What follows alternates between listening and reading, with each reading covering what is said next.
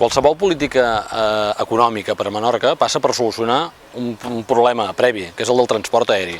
Necessitem una tarifa única i universal, com a mínim per desplaçar-nos i perquè es desplacin des de Palma i des de Barcelona. Això no només suposarà una millora de la qualitat de vida per a tots els menorquins, sinó que permetrà que els turistes puguin venir a la nostra illa. Evidentment, el turisme és el sector principal de l'economia de Menorca. I el primer que hem d'aconseguir és que els turistes puguin arribar a l'illa. Un cop aconseguit això, el que hem de tenir molt clar, tant en el sector turístic com en qualsevol altre sector, és que no podem competir en preu, hem de competir en qualitat.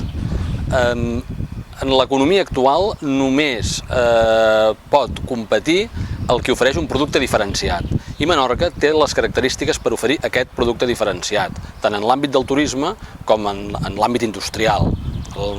Evidentment, la dependència exclusiva d'un únic sector, com és el turisme, és una debilitat de la nostra economia, i per això hem d'estalоnar la poca indústria que queda, la indústria del calçat, la indústria alimentària.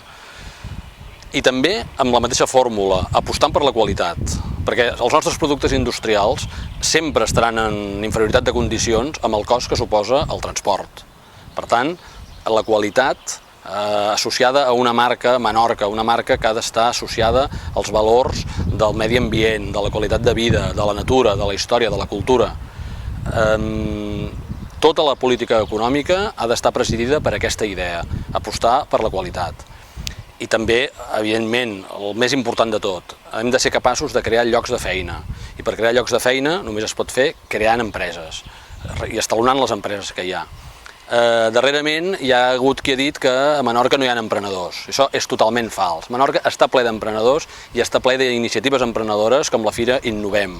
Hem d'estalonar tots aquests projectes d'innovació, de creació d'empreses, i hem de donar els instruments a la gent emprenedora perquè puguin desenvolupar el seu projecte empresarial a Menorca.